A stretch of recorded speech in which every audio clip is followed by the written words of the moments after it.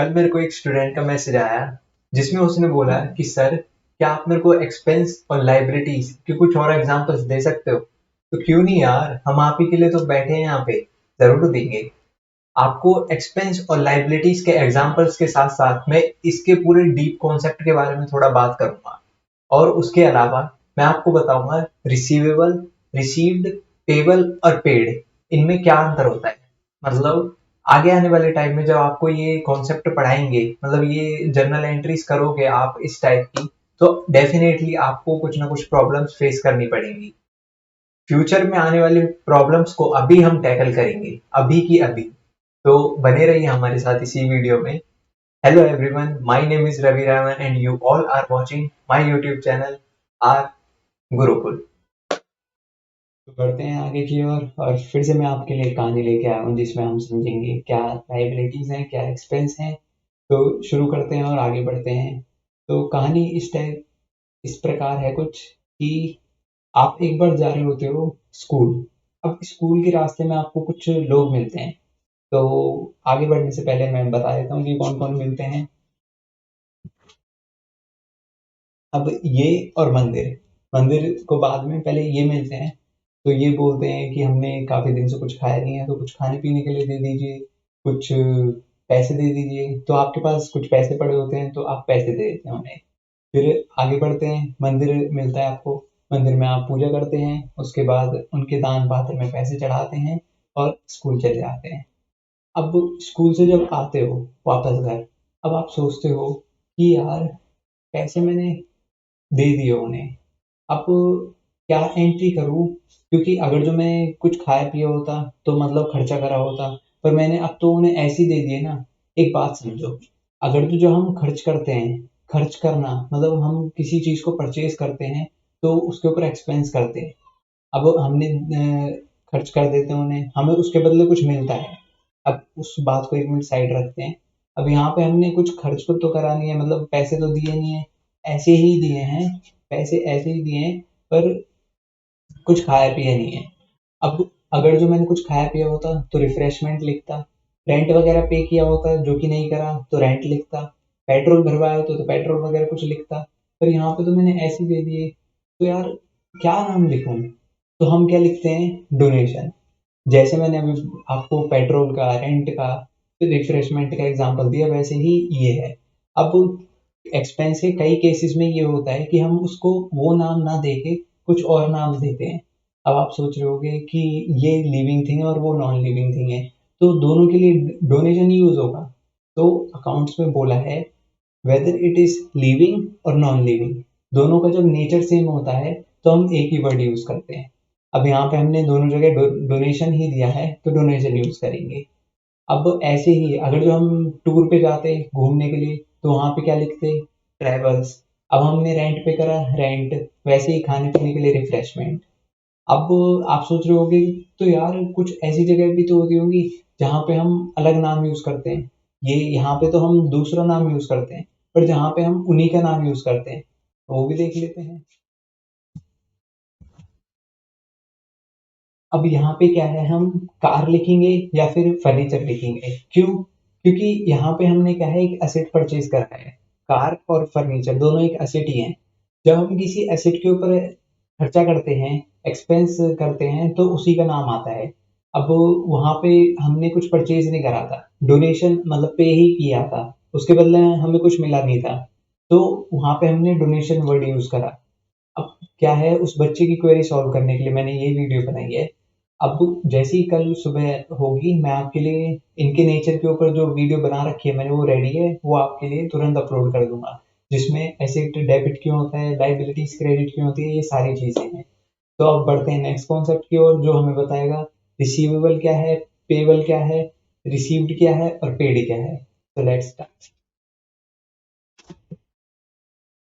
अब आपके मन में कभी ना कभी सवाल आया होगा कि सर क्यों हम किसी जर्नल एंट्रीज में किसी का नाम लिखते हैं, क्या पर्पस है? तो उसी के लिए हम पहले इस कॉन्सेप्ट को समझ लेते हैं कि क्यों हम किसी एंट्री में रवि, हवि या फिर चंगू मंगू, राम शाम किसी का नाम क्यों लिखते हैं। तो चलते हैं इस कॉन्सेप्ट की ओर। तो कहानी कुछ इस टाइप की है कि एक बार ये दोनों दोस्त थिएटर में जाते हैं मूवी देखने। अब ये इनमें से एक क्या होता है, बैठे होते हैं जब, तो दूसरा बताता है पहले वाले को कि यार मैं तो टिकट के पैसे लाना भूल गया, अब कैसे करूं? ऐसे करता हूँ, मैं घर पे जाता हूँ, उसके बाद मैं लेके आता हूँ, फिर उसके बाद टिकट खरीदेंगे और मूवी एंजॉय करेंगे। अब पहले वाला बोलता है कि यार इतने तो मेरे पास हैं, तू रुक, मैं तेरे को टिकट करवा के देता हूँ, मतलब मैं तेरी टिकट के पैसे भर देता हूँ, बाद में तू मेरे को पे कर दियो जब कल स्कूल आए। अब ये दोनों टिकट खरीदते हैं, उसके बाद मूवी एंजॉय करते हैं, वापस घर आते हैं। अब जो पहले वाला बंदा पैसे देता है, उसी जब वो घर पे पहुंच जाता है तो उसके पापा पूछते हैं, बेटा जितना भी मैंने तुम्हें पॉकेट मनी दी थी तो उसका एक बार हिसाब बताओ कि कहाँ कहाँ आपने पैसे खर्च करे।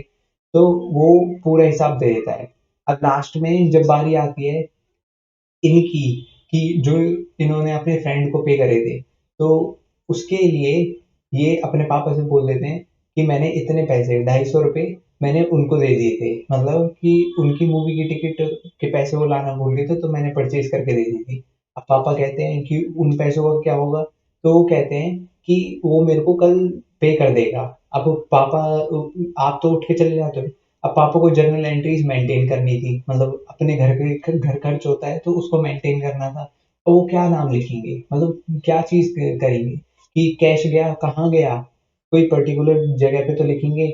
फिल्म मूवी के लिए गया वो तो आपका भी गया। तो उस केस में पापा लिखेंगे कि जो आपके फ्रेंड का नाम है, मान लो बी है आपके फ्रेंड का नाम, तो बी से हमें पैसे इतने आने हैं, रिसीवेबल है, मतलब रिसीव होंगे कल या फिर परसों, जितना भी उन्होंने टाइम दिया है।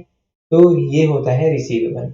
अब क्या होता है कि नेक्स्ट डे जब आप स्कूल जाते हो, तो आपका फ्रेंड जिसकी आपने हेल्प करी थी मूवी की टिकट परचेज करने के लिए, तो वो आपको पैसे पे कर देता है। रात को जब आप घर पे जाते हो पापा को पे कर देते हो, तो पापा वापस से उस एंट्री को रिवर्स कर देते हैं एंट्री कैंसिल करने के लिए। मतलब आप रिवर्स पे ध्यान मत दो, अभी अभी जब मैं कल नेचर समझाऊंगा तब आपको क्लियर बताऊंगा कि क्यों रिवर्स किया जाता है या फिर क्यों क्रेडिट डेबिट होता है। अभी बस इतना ध्यान दो कि जो वो उसकी रिसीव्ड की एंट्री होती है उसमें भी वो नाम यूज करते हैं। अब ऐसा क्यों? क्योंकि आपने जब आपको रिसीवेबल था तो आपको ने उसका नाम यूज कर लिया, और जब रिसीव्ड हो चुका है तो भी आप उसका नाम यूज करोगे। अभी बस आप इस कॉन्सेप्ट को सुन लो, जब मैं आपको इनके नेचर समझाऊंगा तो आपको अच्छे से लिंक बननेगा। अब रिसीवेबल और रिसीव्ड अपना कंप्लीट हो चुका है। अब पेबल और पेड की ओर आगे नेक्स्ट बढ़ते हैं। अब मैं आपको एक सिचुएशन देता हूँ जिसके बेस पे आप जज करना अपने आप को कि कितना आपको समझ आ रहा है। तो सिचुएशन इस टाइप की है कि आपका है बर्थडे और आपको एक पार्टी देनी है फ्रेंड्स को। अब पार्टी के लिए पापा मम्मी ने पैसे दे दिए आपको, अब आपने लगा दिए। उसमें आपने फ्रेंड्स को इनवाइट करा है, जितने भी हैं राम शाम चंगू मंगू जितने भी हैं सबको इनवाइट कर दिया है। अब आप पार्टी खत्म होने के बाद जब वो पूरा हिसाब देते हो मम्मी पापा को कि यार मम्मी पापा को इतना बताना है कि कैसे कैसे हुआ है, तो आप अकाउंटिंग करने बैठते हो, तो उसमें क्या लिखोगे? आप खुद सोचो। सोच लिया? क्या आप ये लिखोगे कि अमन ने यार 2 रसगुल्ले खाए थे, अब उसने खा लिए, तो अमन से 2 रसगुल्ले रिसीवेबल है? या फिर ये लिखोगे कि प्राची तो यार 2 रसमलाई की प्लेट खागी, एक कचौड़ी घर लेगी, तो एक कचौड़ी और 2 रसमलाई की प्लेट ये रिसीवेबल है? या फिर आप उनको दोस्त मानोगे कि यार साहिल, छवि, सिमरन, अमन ये सब तो यार भूखे चले गए, मतलब यही दोस्त है मेरे जो सच्चे दोस्त हैं जो कुछ भी खा के नहीं गए। तो ये तो चलो जोक सा पार्ट हो गया। तो क्या आप एंट्री ऐसे करोगे कि अमन से 2 रसगुल्ले रिसीवेबल है, या फिर जो भी है प्राची जितने घर को लेके गई वो रिसीवेबल है? नहीं, आप बिल्कुल नहीं लिखोगे, क्योंकि यहाँ पे आपने पार्टी दी है, आपने अपनी तरफ से खर्चा करा है। यहाँ पे कुछ भी हमें रिसीवेबल नहीं है। हमारा जितना भी खर्चा है वो पार्टी के ऊपर है। हमने अपनी तरफ से पार्टी दी है, तो हम क्या लिखेंगे एंट्री में कि पार्टी टू कैश, मतलब हमने जो भी पैसा डाला है वो पार्टी के पर्टिकुलर एक्सपेंस के ऊपर डाला है। तो पार्टी टू कैश, पार्टी पे हमारा जितना भी खर्चा हुआ उतना कैश चले गया। तो ये कॉन्सेप्ट रिसीवेबल और रिसीव्ड का यहाँ पे कंप्लीट होता है। अब नेक्स्ट मैं बताता हूँ मैं पेबल और पेड का।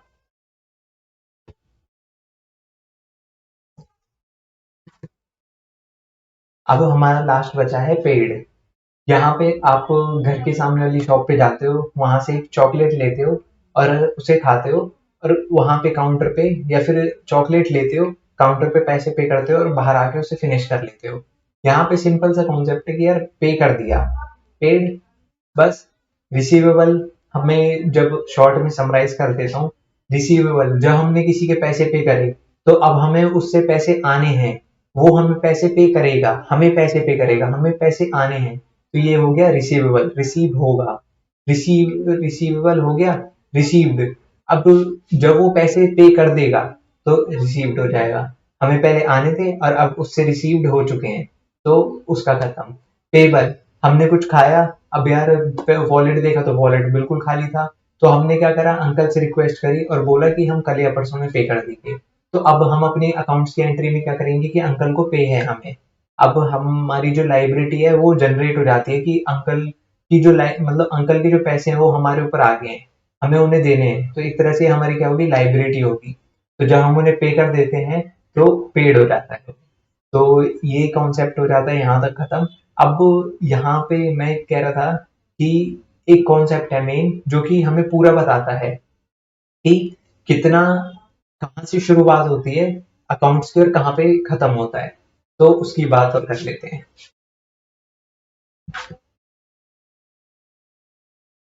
ये है हमारा सबसे ऊपर, फर्स्ट पे आता है सोर्स डॉक्यूमेंट, फिर जर्नल, फिर लेजर, देन ट्रायल बैलेंस और लास्ट में आता है फाइनल अकाउंट।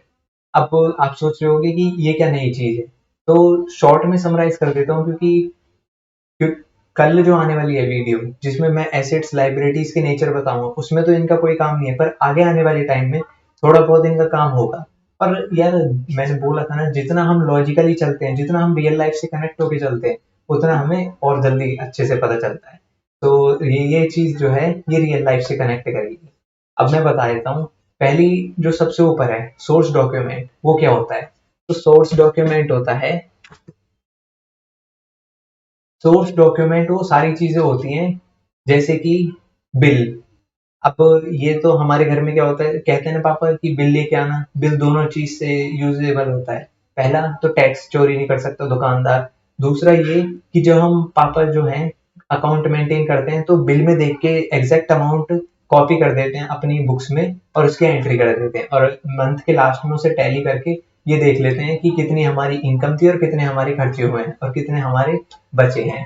अब बात करें कि बड़ी बड़ी कंपनियों में कैसे वो मैनेज करते होंगे, तो बड़ी कंपनीज में जितनी भी चीजें होती हैं वो बिल के उस पे होती हैं। तो ये सोर्स डॉक्यूमेंट की पूरी एक लिस्ट बनाते हैं और पूरे उसके अमाउंट को जो अकाउंटेंट होते हैं वो कॉपी करते रहते हैं और उसे आगे पहुंचा देते हैं।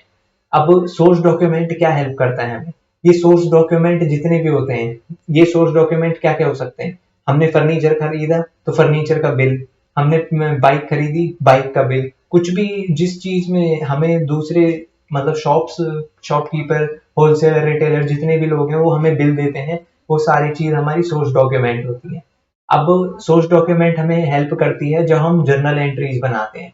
हम जर्नल एंट्री सोर्स डॉक्यूमेंट को ही देखकर बनाते हैं। हम, मैंने बताया ना, जब पापा मेंटेन करते हैं, मतलब जब कॉपी करते हैं उस अमाउंट को, तो जर्नल एंट्री बना रहे होते हैं उस सोर्स डॉक्यूमेंट में कॉपी करके। तो पहला आता है सोर्स डॉक्यूमेंट, उससे कॉपी करके जर्नल एंट्री।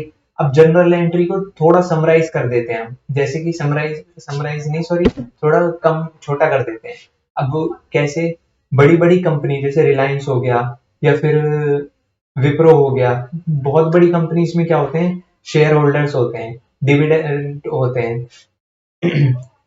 वो डिवेंचर होल्डर्स होते हैं। तो उसमें क्या होता है हमारा, उसमें क्या होता है हमारा कि हमें पूरा सबके नाम के नीचे हमें अकाउंट मेंटेन करना होता है। लेजर हमें बताता है कि मतलब लेजर जो है जर्नल एंट्रीज में जितने भी टाइप के अकाउंट है उनको अलग कर देता है।